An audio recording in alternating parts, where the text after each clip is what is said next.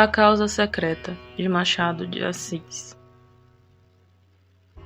Garcia, em pé, mirava e estalava as unhas. Fortunato, na cadeira de balanço, olhava para o teto.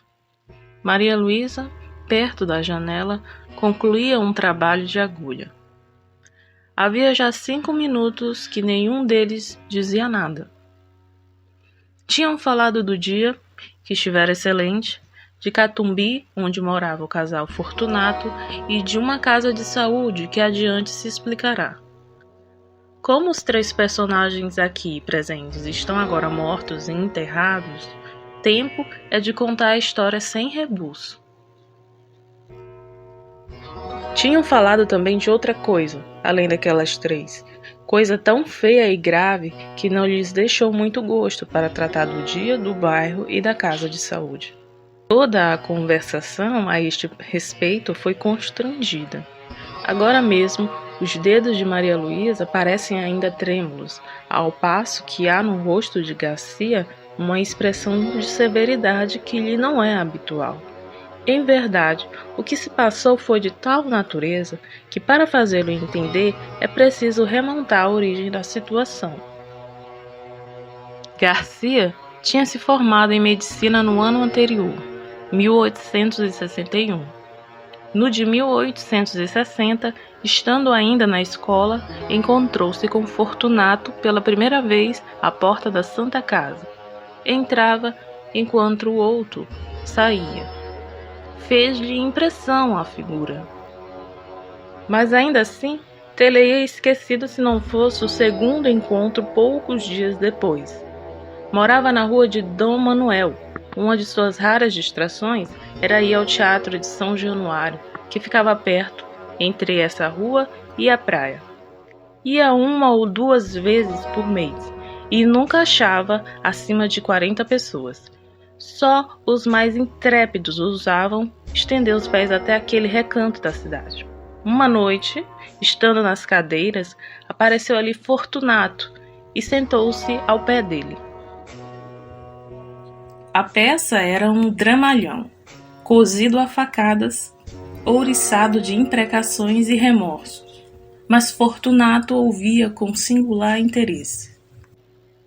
Nos lances dolorosos, a atenção dele redobrava, os olhos iam avidamente de um personagem a outro, a tal ponto que o estudante suspeitou haver na peça reminiscências pessoais do vizinho. No fim do drama, veio uma farsa, mas Fortunato não esperou por ela e saiu. Garcia saiu atrás dele. Fortunato foi pelo Beco do Cotovelo, Rua de São José, até o Largo da Carioca. Ia devagar, cabisbaixo, parando às vezes para dar uma bengalada em algum cão que dormia. O cão ficava ganindo e ele ia andando. No Largo da Carioca, entrou no Tiburi e seguiu para os lados da Praça da Constituição. Garcia voltou para casa sem saber mais nada. Decorreram algumas semanas. Uma noite, eram 9 horas, estava em casa quando ouviu um rumor de vozes na escada.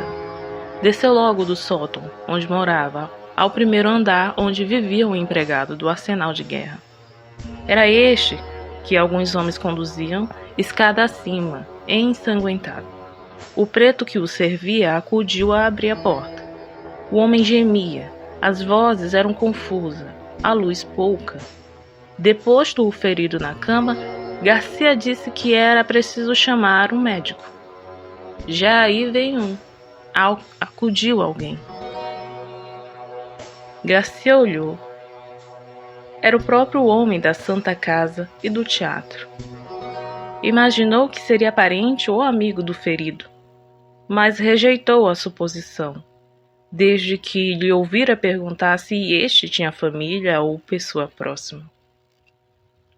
Disse-lhe o preto que não, e ele assumiu a direção do serviço. Pediu desculpas às estranhas que se retirassem, pagou aos carregadores e deu as primeiras ordens. Sabendo que o Garcia era vizinho e estudante de medicina, pediu-lhe que ficasse para ajudar o médico. Em seguida, contou o que se passara. Foi uma malta de capoeiras. Eu vinha do quartel de Moura, onde fui visitar um primo, quando ouvi um barulho muito grande e logo depois um ajuntamento. Parece que eles feriram também a um sujeito que passava e que entrou por um daqueles bicos. Mas eu só via este senhor que ia atravessar a rua no momento em que um dos capoeiras, roçando por ele, meteu-lhe o punhal. Não caiu logo. Disse onde morava e, como era 2 passos, achei melhor trazê-lo. Hum. Conhecia-o antes? Perguntou Garcia. Não, nunca o vi. Quem é? É um bom homem, empregado do arsenal de guerra. Chama-se Gouveia. Não sei quem é. Médico e subdelegado vieram daí a pouco. Fez-se o curativo e tomaram-se as informações. O desconhecido declarou chamar-se Fortunato Gomes da Silveira. Ser capitalista, solteiro, morador em Catumbi. A ferida foi reconhecida grave. Durante o curativo, ajudado pelo estudante, Fortunato serviu de criado, segurando a bacia, a vela, os panos, sem perguntar nada, olhando friamente para o ferido que gemia muito. No fim, entendeu-se particularmente com o médico, acompanhou-o até o patamar da escada e reiterou ao subdelegado a declaração de estar pronto a auxiliar as pesquisas da polícia. Os dois saíram. Ele e o estudante ficaram no quarto. Garcia estava atônito. Olhou para ele, viu-o sentar-se tranquilamente, estirar as pernas, meter as mãos nas algibeiras das calças e fitar os olhos no ferido.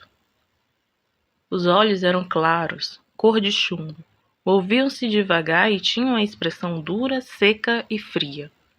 Cara magra e pálida, uma tira estreita de barba por baixo do queixo e de uma têmpora à outra, curta, ruiva e rara.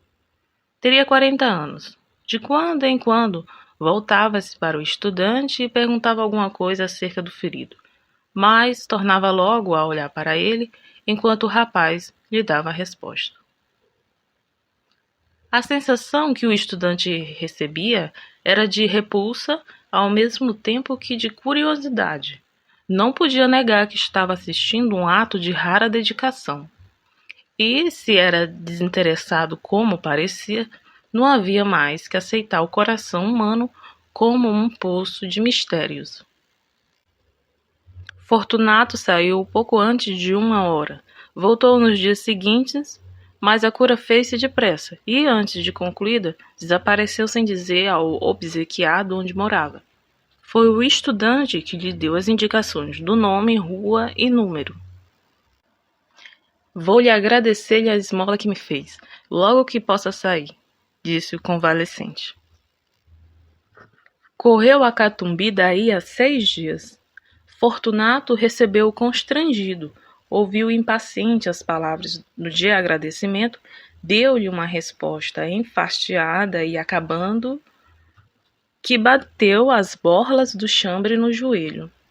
Gouveia, defronte dele, sentado e calado, alisava o chapéu com os dedos, levantando os olhos de quando em quando, sem achar mais nada que dizer. No fim de 10 minutos, pediu licença para sair e saiu. Cuidado com os capoeiras, disse-lhe o dono da casa, rindo-se. O pobre diabo saiu de lá mortificado, humilhado, mastigando a custo o desdém, forcejando por esquecê-lo, explicá-lo ou perdoá-lo, para que no coração só ficasse a memória do benefício. Mas o esforço era vão.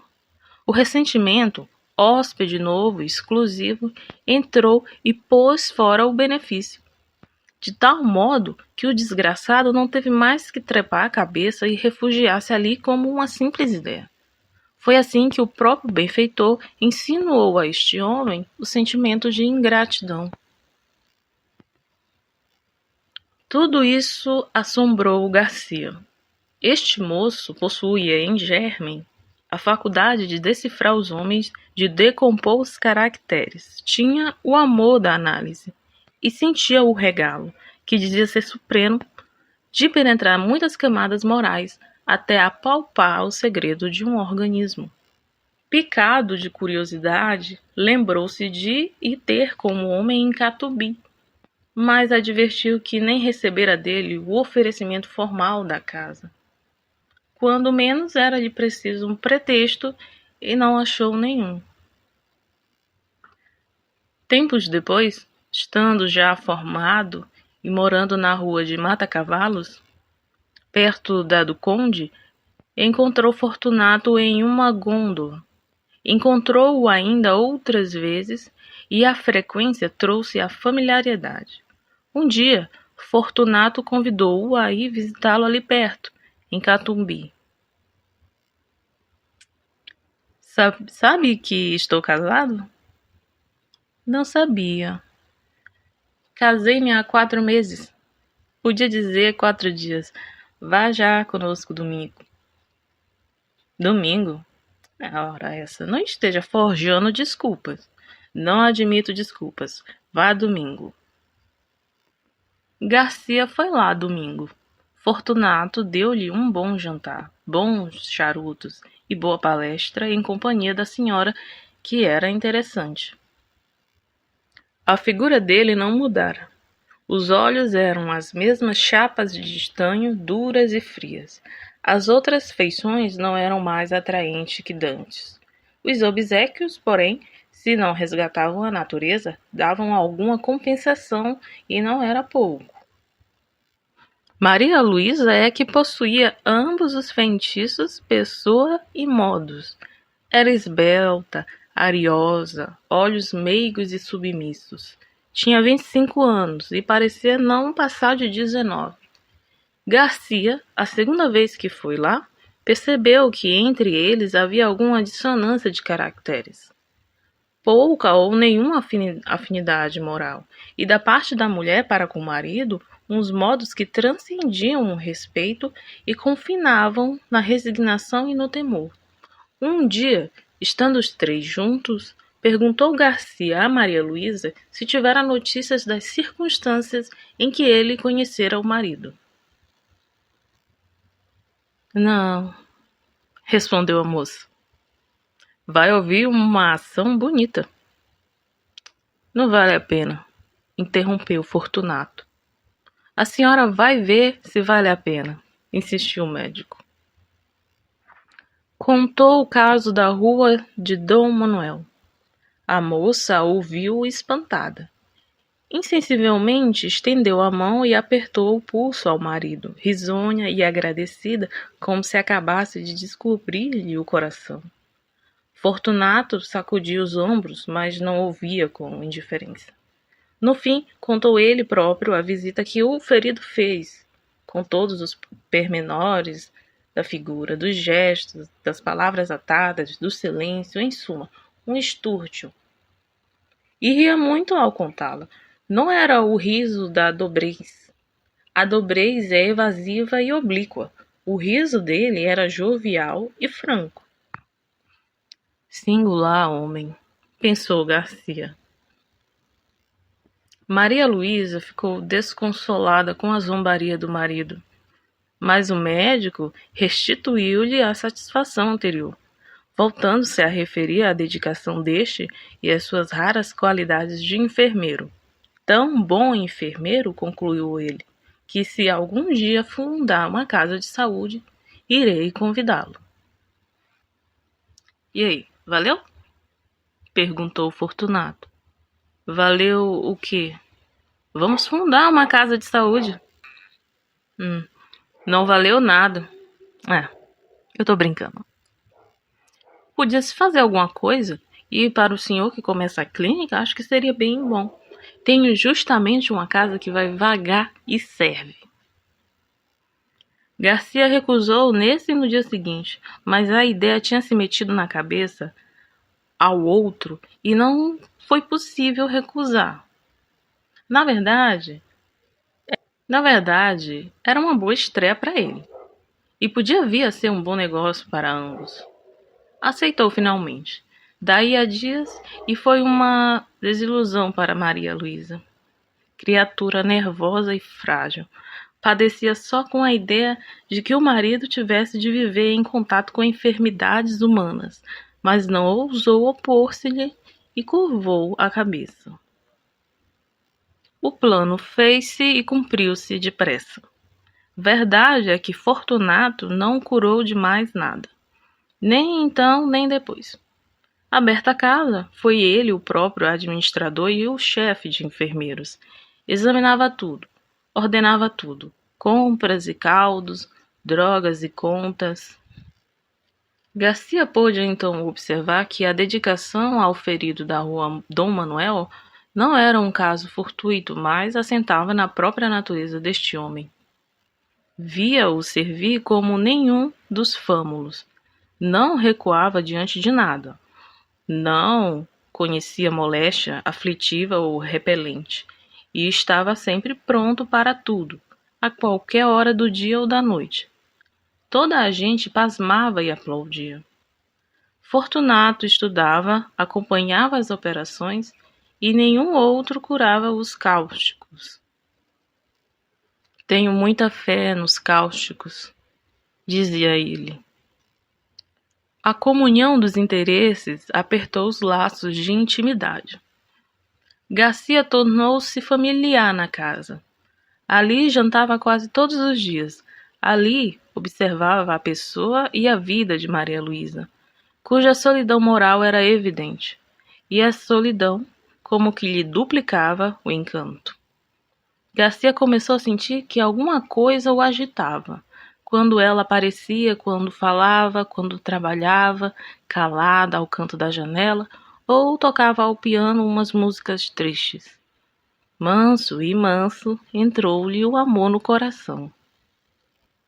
Quando deu por ele, quis expeli-lo para que entre ele e Fortunato não houvesse outro laço que o da amizade, mas não pôde. Pôde apenas trancá-lo. Maria Luísa compreendeu ambas as coisas, a afeição e o silêncio, mas não se deu por achada. No começo de outubro, deu-se um incidente que desvendou ainda mais os olhos do médico a situação da moça. Fortunato metera-se a estudar anatomia e fisiologia, e ocupava-se nas horas vagas em rasgar e envenenar gatos e cachorros. Como os guinchos dos animais atordoavam os doentes, mudou o laboratório para casa e a mulher, com pleição nervosa, teve de os sofrer. Um dia, porém, não podendo mais, foi ter com o médico e pediu-lhe que, como coisa sua, alcançasse do marido a cessação de tais experiências. Mas a senhora mesma, Maria Luísa acudiu sorrindo. Ele naturalmente achará que sou criança. O que eu quero é que o senhor, como médico, lhe dissesse que isso faz mal, e creia que faz. Garcia alcançou prontamente que o outro acabasse com tais estudos. Se o foi fazer em outra parte, ninguém o soube, mas pode ser que sim. Maria Luísa agradeceu ao médico, tanto por ela como pelos animais, que não podia ver padecer. Tossia de quando em quando. Garcia perguntou-lhe se tinha alguma coisa. Ela respondeu que nada. Ora, deixa-me ver o pulso. Eu não tenho nada. Não deu o pulso e retirou-se. Garcia ficou apreensivo. Cuidava que ela podia ter alguma coisa, que era preciso observá-la e avisar o marido em tempo. 2 dias depois, exatamente o dia em que os vemos agora, Garcia foi lá jantar. Na sala, disseram-lhe que Fortunato estava no gabinete, e ele caminhou para ali.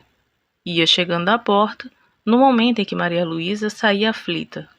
— O que é? — perguntou-lhe. — O rato. O rato! Exclamou a moça, sufocada e afastando-se. Garcia lembrou-se que na véspera ouvira ao Fortunato queixar-se de um rato, que lhe levara um papel importante, mas estava longe de esperar o que viu.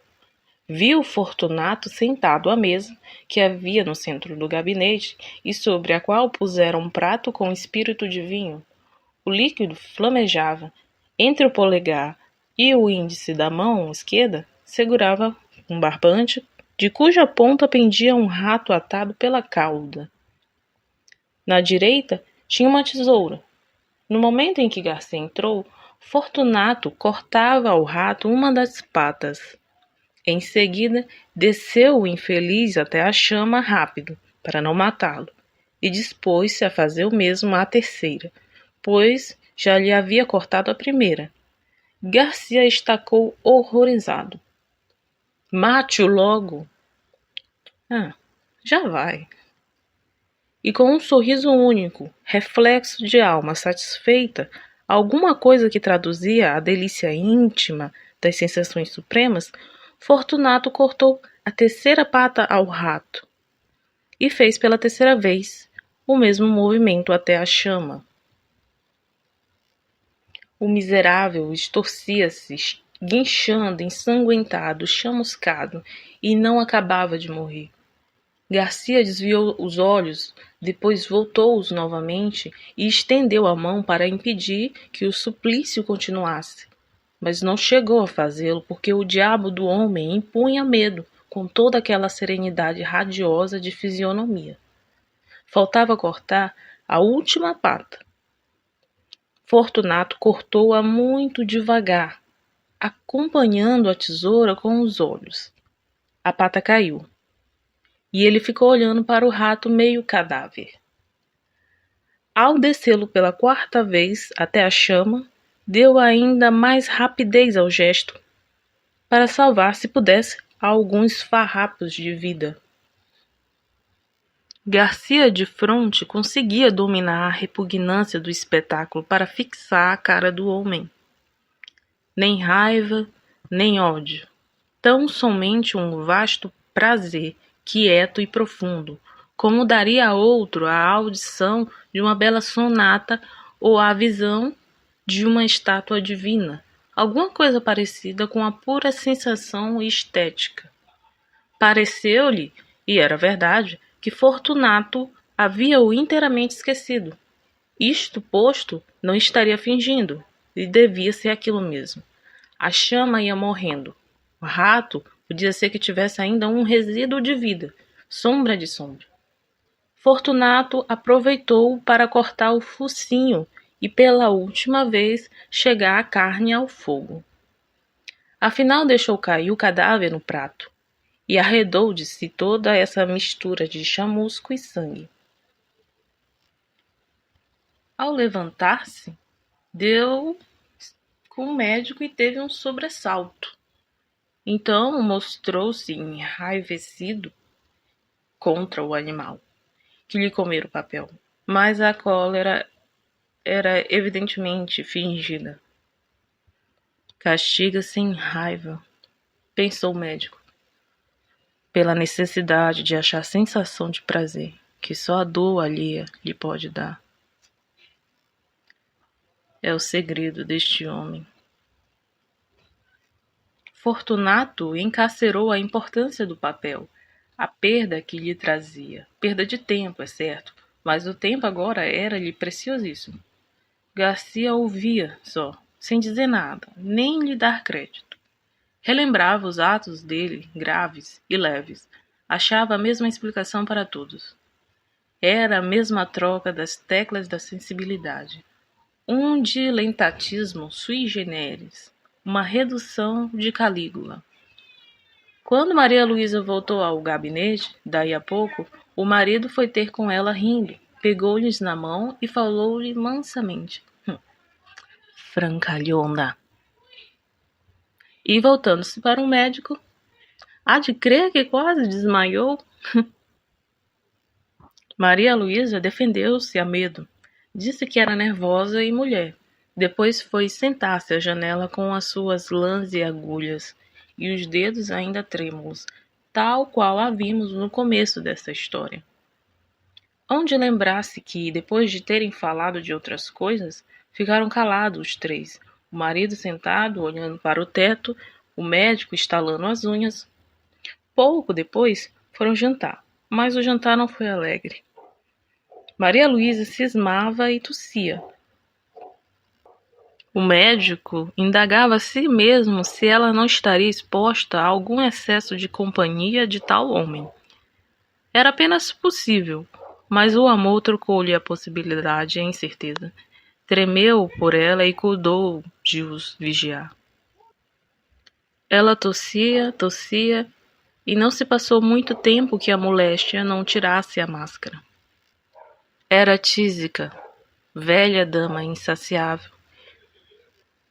Era tísica, velha dama insaciável, que chupa a vida toda até deixar um bagaço de ossos. Fortunato recebeu a notícia como um golpe. Amava deveras a mulher, a seu modo. Estava acostumado com ela. Custava-lhe perdê-la. Não poupou esforços, médicos, remédios, ares, todos os recursos e todos os paliativos. Mas foi tudo em vão. A doença era mortal. Nos últimos dias, a presença dos tormentos supremos da moça, a índole do marido subjugou qualquer outra afeição. Não a deixou mais. Fitou o olho baço e frio naquela decomposição lenta e dolorosa da vida. Bebeu uma a uma as aflições da bela criatura, agora magra e transparente, devorada de febre e minada de morte. Egoísmo aspérrimo, faminto de sensações, não lhe perdoou um só minuto de agonia, nem os pagou com uma só lágrima, pública ou íntima. Só quando ela expirou é que ele ficou aturdido. Voltando a si, viu que estava outra vez só. De noite, indo repousar uma parenta de Maria Luísa, que a ajudara a morrer, ficaram na sala Fortunato e Garcia, velando o cadáver, ambos pensativos. Mas o próprio marido estava fatigado. O médico disse-lhe que repousasse um pouco. Vá descansar. Passe pelo sono 1 hora ou 2. Eu irei depois. Fortunato saiu. Foi deitar-se no sofá da saleta contígua e adormeceu logo. 20 minutos depois acordou. Quis dormir outra vez. Cochilou alguns minutos até que se levantou e voltou à sala. Caminhava nas pontas dos dedos para não acordar a parenta, que dormia perto. Chegando à porta, estacou assombrado. Garcia tinha-se chegado ao cadáver, levantara o lenço e contemplara por alguns instantes as feições defuntas. Depois, como se a morte espiritualizasse tudo, inclinou-se e beijou-a na testa. Foi nesse momento que Fortunato chegou à porta. Estacou assombrado. Não podia ser o beijo da amizade. Podia ser o beijo do epílogo de um livro adúltero. Não tinha ciúmes, nota-se. A natureza compô-lo de maneira que lhe não deu ciúmes nem inveja, mas dera-lhe vaidade, que não é menos cativa ao ressentimento. Olhou assombrado, mordendo os beiços. Entretanto, Garcia inclinou-se ainda para beijar outra vez o cadáver. Mas então não pôde mais. O beijo rebentou em soluços e os olhos não puderam conter as lágrimas, que vieram em borbotões, lágrimas de amor calado e irremediável desespero. Fortunato, à porta, onde ficara, saboreou tranquilamente essa explosão de dor moral que foi longa, muito longa e deliciosamente longa.